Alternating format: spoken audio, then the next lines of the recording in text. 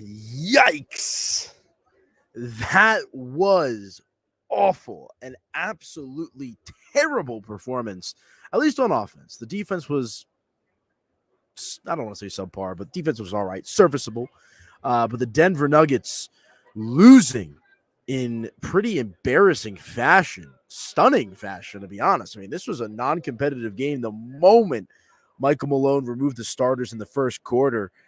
Your final score tonight, the Oklahoma City Thunder making a statement. It is just one game. Let's not go crazy. But a lot of people picking Oklahoma City to be the number one seed, the best team in the Western Conference.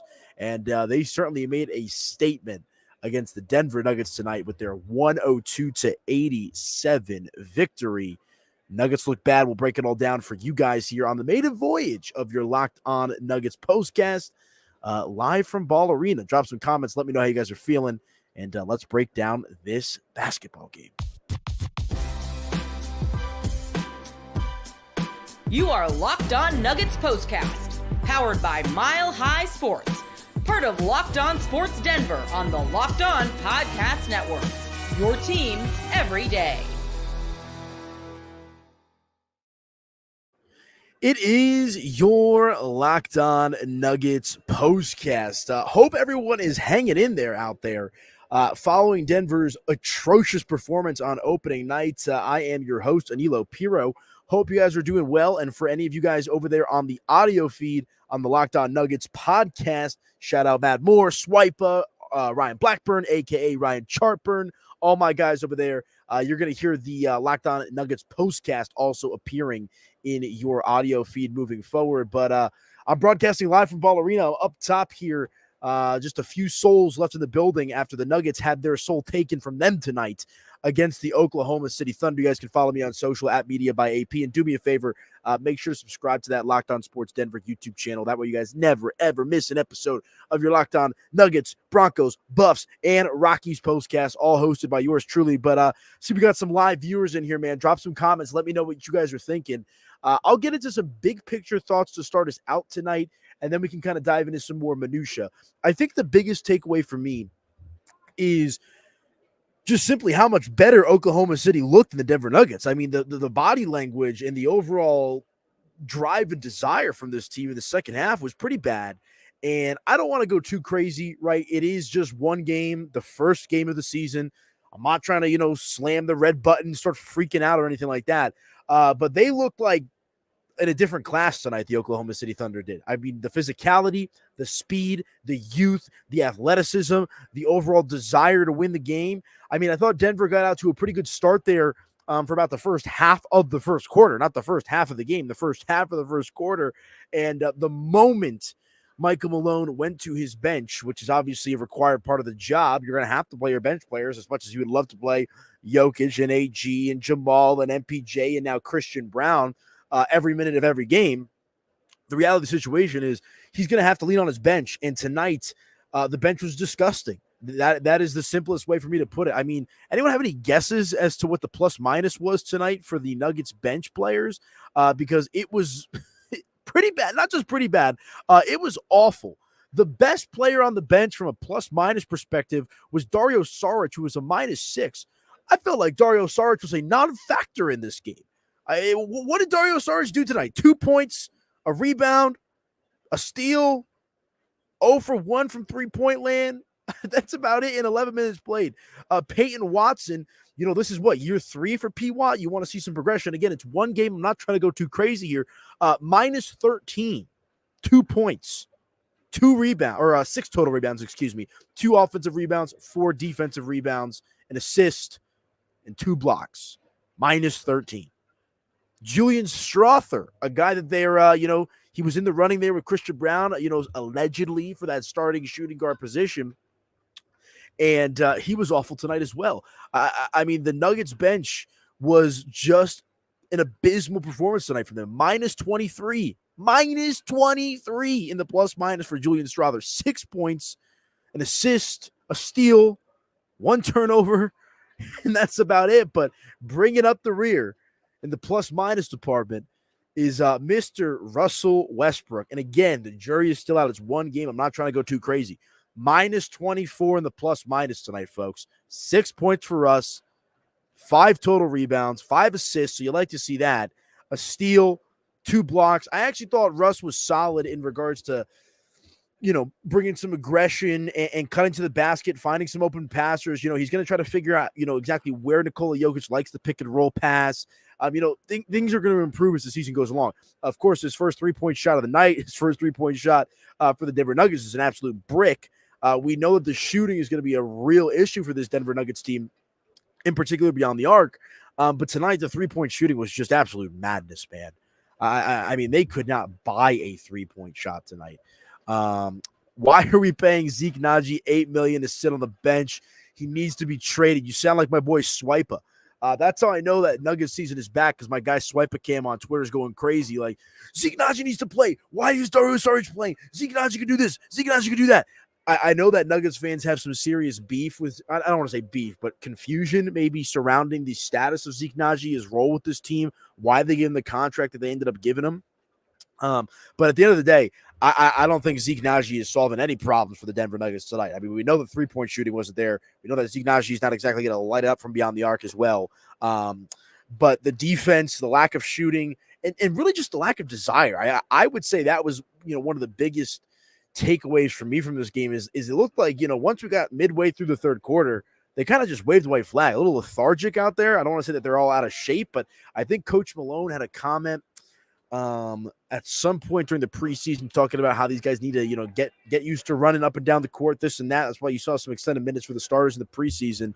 But just a really disappointing start to the season for the Denver Nuggets. And again, I'm the host of the show, but you guys, the listeners, especially y'all that are live, drop some comments. I'm the host of the show, but you guys are the ones that drive the conversation. I want to hear from you guys. Let me know your thoughts, your opinions on this game. And really just the state of the season moving forward. Like, are you freaking out after one game, or are you kind of just like, all right, let's see them ease into this? Let me know in the comments. I'll push them up on the screen. You guys are a part of the show as much as I am the host of the show. So appreciate all of you guys that are watching, listening live, and I'll be here just about after each and every Denver Nuggets game the rest of the way. But yeah, 102-87 your final score tonight. I mean, the starters were fine.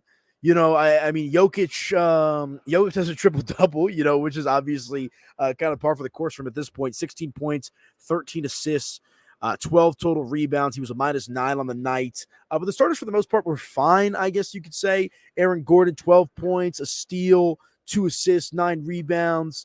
Michael Porter Jr. kind of got cooking there a little bit later on in the game. He finishes with 15 points, 8 rebounds, 2 assists.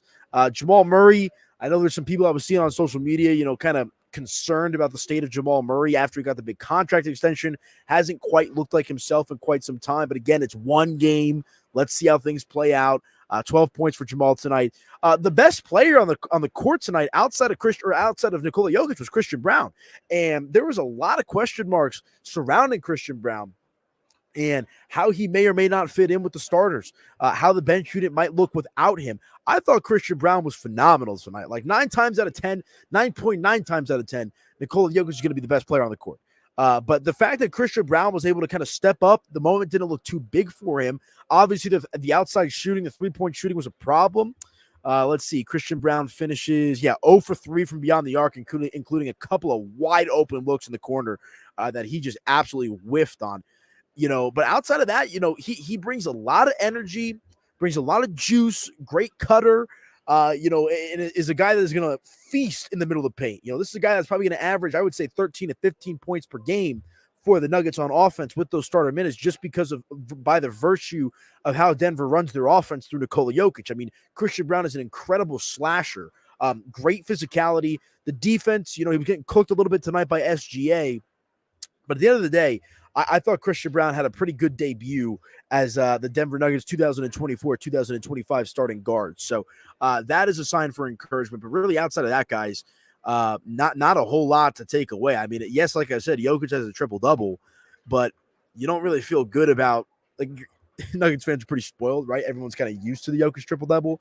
But it feels like it didn't really mean much in a game like tonight. It felt like the bad really, really outweighed the good, because frankly, there wasn't much good in this game. Denver didn't even score 90 points. They didn't score 90 points.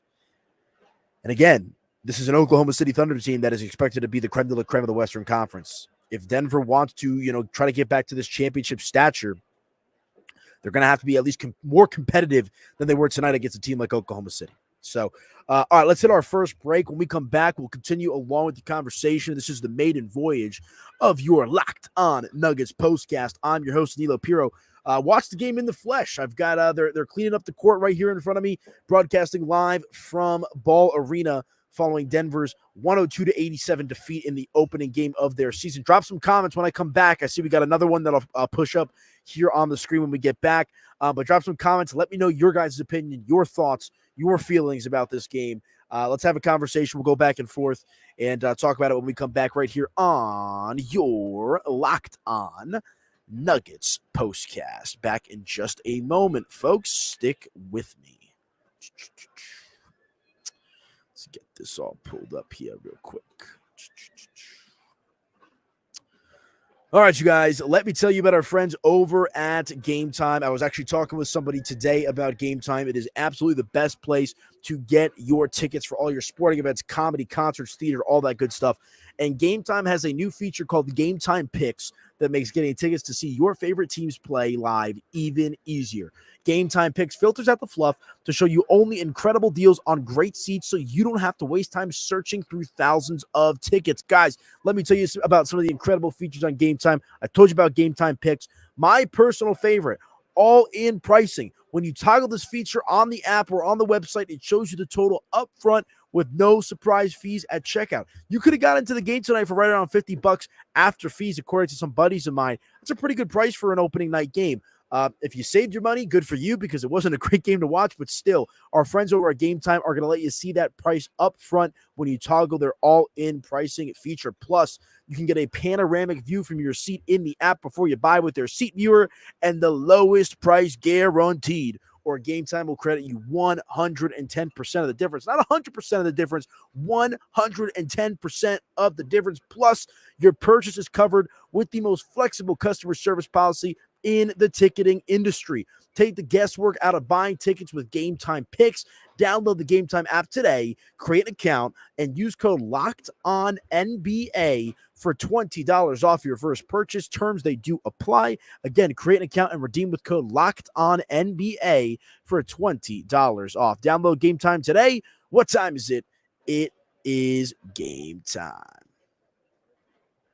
All right, welcome on back into your Locked On Nuggets postcast. I am your host, Aniello Piro. I hope you guys are doing well out there, hanging in there after a brutal loss for the Denver Nuggets tonight, losing 102-87 to the Oklahoma City Thunder.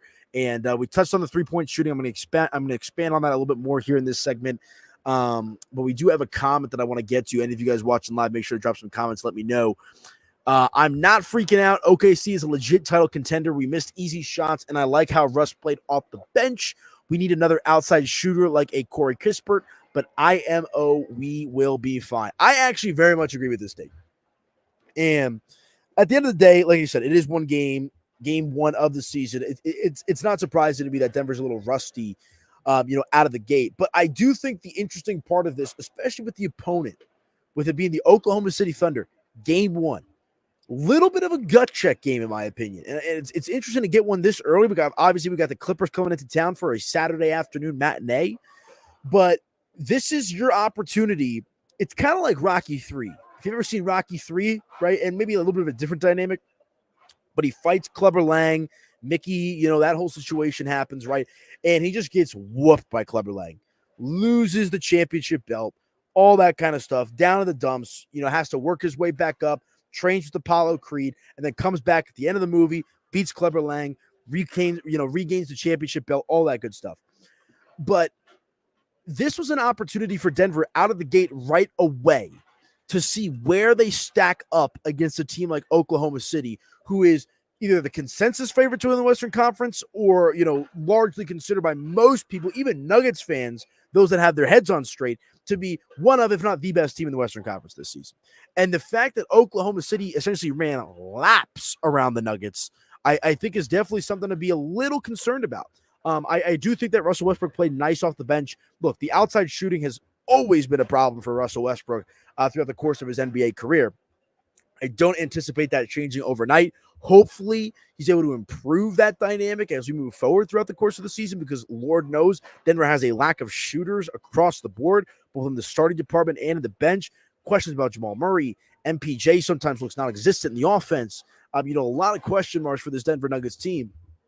But, Russell Westbrook not shooting the ball effectively from beyond the arc is no surprise to anybody. But I do think, like I said earlier, I thought he brought some good energy to the second unit, some good ball handling. It's going to take him a minute to kind of get, involved and understand the flow in which Nikola Jokic is trying to play at, in particular, when he's out there with Jokic. But, at the end of the day, Russ tonight, 1 for 6 from 3, 1 for 4 from the free throw line, including a couple of just disgusting bricks. So you don't like to see that, but he was 2 for 10 for the field, minus 24. Worst plus minus on the entire team tonight. That'll probably be the case more often than not, unfortunately, for the Denver Nuggets. But, this was, quote unquote, one of Calvin Booth's guys, Russell Westbrook and Dario Saric. The whole narrative I was consuming over the offseason is the Nuggets got their guys. They got Dario Saric. They got Russell Westbrook. Those were their 2 top targets to acquire during the NBA offseason. And they got both of them, but both of them look pretty bad tonight against the Oklahoma City Thunder. But I actually think, the biggest takeaway for sure is the three-point shooting, guys. They didn't even shoot 20% from beyond the arc today. 7 for 39. 7 for 39. 17.9% from 3. And they were 35 for 99 from the field, only 35.4%. That is not a winning recipe for any team in the NBA, let alone the Denver Nuggets. And again, I have to keep saying it because it is one game, and I'm not trying to, if you're tuning in the middle, I don't want you to think that I'm just going crazy and this season's over, they're screwed. No, I'm not saying that. Not at all. But when you have the best player in the world, Nikola Jokic is still the best player in the world without a doubt. You have a responsibility to surround him with the most high-level talent that you possibly can. And the fact that shooting appears to be an issue, and it's probably going to be an issue throughout the course of the season, is just unacceptable. It's just straight up unacceptable. And look, you need Jamal to kind of return to the Jamal that we saw a year and a half ago, 2 years ago, pre-injury Jamal. He looks a bit disengaged out there. Michael Porter Jr. is a fearless shooter. He got it going a little bit later on in the game. But these are 2 max contract players, man. You cannot waste Nikola Jokic's prime. How long are we going to keep lying to ourselves about MPJ and Jamal Murray contract extensions? Expand on that if you want, Jamie, because I don't know. What do you mean by lying to ourselves? I think where the Nuggets were at when they gave Michael Porter Jr. the contract extension, they had to do it. They were not a marquee franchise, right? Denver had to overpay to keep their superstars, or perceived superstars rather. This Jamal was a max contract player, just got a second max contract extension, right? But at the end of the day, they have to be better. There's no other way to slice it. Aaron Gordon, who also just got a big contract extension, although a little bit of a discount on that front, he was not great tonight. The athleticism that you need from Aaron Gordon, specifically against a team like Oklahoma City, was not on display.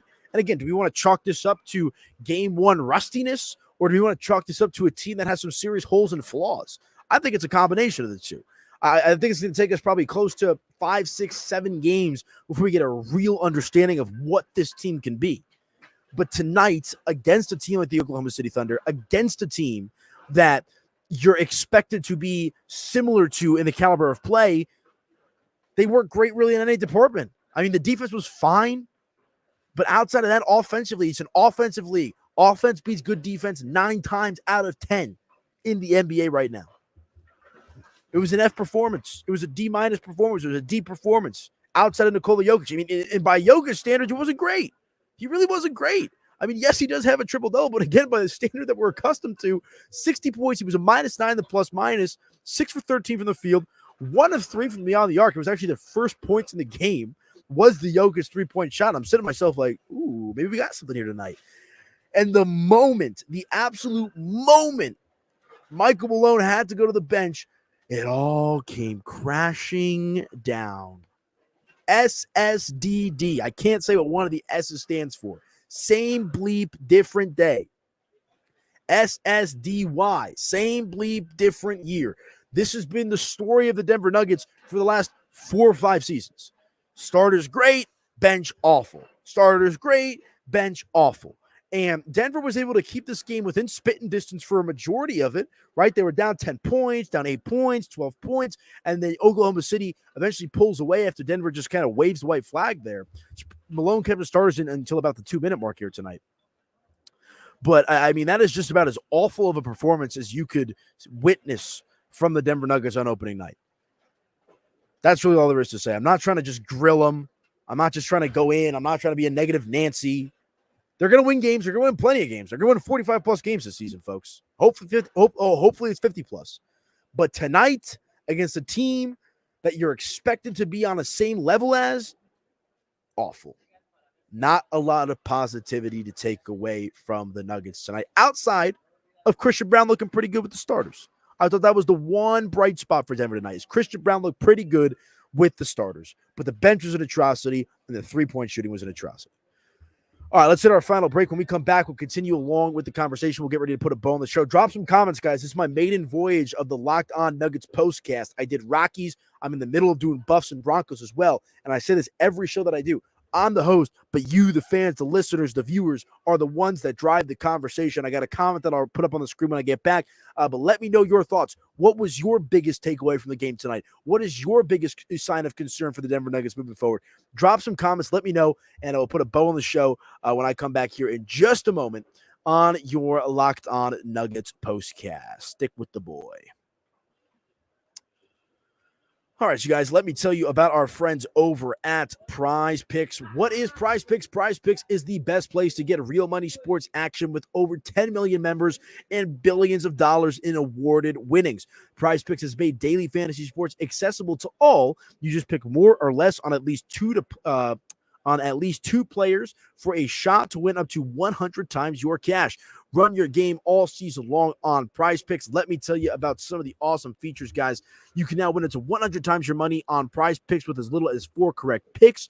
Prize Picks is the best way to get action on sports in over 30 states, including California, Florida, Georgia, and Texas. Prize Picks is the only real money daily fantasy platform with an injury insurance policy. So if your lineup stays in play, even if one of your players gets injured. If your player leaves in the first half and does not return, Prize Picks keeps your lineup live. Sign up today and get $50 instantly when you play $5. You don't even need to win to receive the $50 bonus. It's guaranteed. Prize Picks also offers weekly promotions that can lead to big payouts like Taco Tuesday. Each Tuesday, Prize Picks discounts select player projections up to 25% to provide even more value for your lineups, guys. What are you waiting for?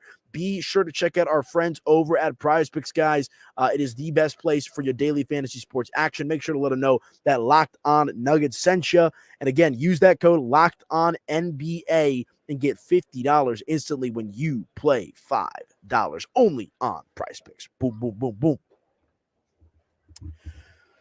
boom. Welcome on back. Locked On Nuggets postcast, Aniello Piro. You guys can follow me on social at Media by AP. Believe it or not, this is my 9th season, I believe, in the building covering the Denver Nuggets. And this Locked On postcast is a crossover between Locked On Sports, naturally, and Mile High Sports. I know a lot of you Nuggets fans. Shout out my boy Ryan Blackburn, the GOAT, the main man. Love Ryan, man. I think he does a great job. Absolute pleasure working with Ryan. And shout out Swipa as well. He's also doing some content for us in Mile High Sports. And you can catch both of those guys in addition to the man, the myth, the legend, Matt Moore, Hardwood Paroxysm, on the Locked On Nuggets podcast as well. But do me a favor, make sure to smash that subscribe button on the Locked On Sports Denver YouTube channel. 2 different YouTube feeds. You've got Locked On Nuggets and you've got Locked On Sports Denver. This is Locked On Sports Denver, so make sure to subscribe to that so you never miss Locked On Nuggets, Buffs, Broncos, and Rockies postcast shows, and then the audio is all in the same feed as well. But all right, let's get back to it.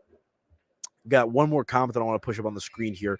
All the red flags with Jamal after last year with his conditioning issues and his knee issues, and you give him a max contract. Look, man, I shared those same concerns. I really did. This is just the state of the game. These players get these contracts regardless of the situation. You know, my guy Ryan Blackburn, NBA Blackburn on Twitter, he talked about it over the offseason that Denver was maybe exploring the idea of trying to put some stipulations into Jamal Murray's contract extension. Obviously, that did not come to fruition. He got the max contract. It is the player empowerment era. It is the players' league. They run the show. 9 times out of 10, if they're above a certain level, they're going to get the exact contract they want with the money and the guarantees and all that kind of stuff. So, look, I think it was the right move at the end of the day to give Jamal Murray the extension, but you know where you're at with him. I mean, the body language just isn't good. He's got to be better. If Denver wants to win another NBA championship, Jamal Murray has to be better. There's no other way to slice it tonight, or, and just in general tonight. I mean, he had 12 points tonight on 4-14 shooting. In 38 minutes, 4-14 from the field, 2 of 6 from beyond the arc. I mean, that's just not going to cut it. And again, it's one game, 20th time I've said that this show, but 12 points, is just, it was a laborsome 12 points. And, we'll have to see how they're going to respond. They got another game here on Saturday, get Friday to kind of digest and recoup and reset, and then they'll come back for a Saturday matinee. But when shooting is a primary issue and has been for the Denver Nuggets for quite some time, there's 2 players in particular that need to step up. It is Jamal Murray and it's Michael Porter Jr. Yes, I understand Dario Saric was a non-factor tonight. Yes, I understand Russell Westbrook was minus 24 and Julian Strawther was minus 23. Those are role players. The Nuggets go as their starters go. And tonight, the shooting was absolutely abysmal. It's a problem, and it's probably going to be a problem throughout the course of the season. What we saw tonight is a lot of the Nuggets' flaws that a lot of fans and skeptics and even optimists, we saw the holes and the flaws in the Nuggets system be exposed against a team that they're going to have to be able to beat if they want to make another run to an NBA Finals, or at least even a Western Conference Finals. Now, Minnesota didn't exactly play their best basketball on opening night against the Lakers on Tuesday night. They came back. I didn't see a final score. They were playing, I believe, Sacramento tonight. Timberwolves. Let's see. They played better, I believe. They bounced back. They're at 1-1. Sacramento's a pretty darn good team. 117-115, your final score there for Minnesota. So, again, it's going to take these teams a while to kind of figure it out. But when Denver's core identity is still the same, to see them just get outplayed in essentially every facet of the game tonight, that is frustrating. Taking a look at some of the stats here for Oklahoma City. I mean, it was Chet Holmgren's world, and we were just living in it tonight. 25 points. He was a +9. I mean, he was all over the place, man. 4 blocks, 2 steals, 5 assists, 14 rebounds. Played great, about as good a defense as you could on Nikola Jokic. He was 0 for 5 from three-point land, 11 of 18 from the field. SGA +8 tonight, 28 points. He was 2 for 6 from the field, or from beyond the arc, 11 for 24 from the field. But you know what's actually concerning? Maybe the most concerning part about this loss for Denver is they got blown out 102-87. Oklahoma City, the team that was essentially the best 3-point shooting team in the league last year, only shot 22.2% beyond the arc tonight. 8 for 36. They were much better than Denver. Denver was 7 for 39, just under 18%. Oklahoma City, only 8 for 36 for 22.2%. If Oklahoma City plays like we know they can, like they did last year, I mean, this is a 120-87 loss for Denver, if not worse. So, we'll see. All right, I want to get off my soapbox, man. This was a depressing night. I'm looking forward to doing some victory shows. I thought in the show tonight it would at least be a close game whether Denver won or lost. I did not have this on my bingo card. I did not have Denver getting blown out 102-87 on their home court as a home favorite as well. Denver was -2 against the spread is what I saw before the game. And Oklahoma City showed why exactly they are probably going to be the team to beat in the Western Conference this season. But at the end of the day, big takeaways. Bench was bad. 3-point shooting was abysmal. Christian Braun looks good in game 1. You'd like to see Christian Braun establish himself, at least as a little bit of a threat, or at least a respectable outside shooter. Not even just a 3-point shooter, but an outside shooter. Because we know in the trenches and crashing to the basket, he's great. But they need shooting. This team needs shooting. Where is MPJ? Where is Jamal Murray? What is the bench going to look like? These are all questions that will be answered sooner rather than later as this season progresses on and on and on. But a bad start to the season for Denver. And that is essentially all she wrote tonight, folks. Oklahoma City blows them out 102-87. They'll come back on Saturday, 3 o'clock Mountain Time for a matchup against the Los Angeles Clippers. I'm seeing tickets as low as $20 right now on ESPN. So if you want to come to the game, that's not bad at all. But again, the Clippers, another team that's probably going to be in the playoff hunt. They're 0-1 as well. So one of these teams is going to get their first win on Saturday. Will it be Denver? Will it be the Clippers? Different type of matchup with James Harden and the boys coming to town. But for tonight, that's all she wrote. 102-87, your final score. All right, folks, that is going to do it for me. Hope you guys enjoyed the show. Hope you guys are going to rock with me throughout the course of Nuggets season. Make sure to subscribe to the channel, Locked On Sports Denver. You guys can also follow me on social media at Media by AP. And again, on the Locked On Sports Denver channel, you're going to get Nuggets, Buffs, Broncos, and Rockies. So 3 of those, of course, being in season. Buffs, big game coming up this weekend against Cincinnati. That should be fun. But I'll be here talking Nuggets after just about each and every basketball game throughout the course of the season. Hopefully not many more shows like this one as Denver gets absolutely embarrassed on their home court in their first game of the season, 102-87. But all right, peeps, that is it for me. Enjoy your evening. Sleep this one off, and we'll talk to you guys on Saturday afternoon / Saturday evening as Denver looks to get to 1-1 when the Clippers come to town. But for tonight, that's all she wrote. Bad loss, and on to the next.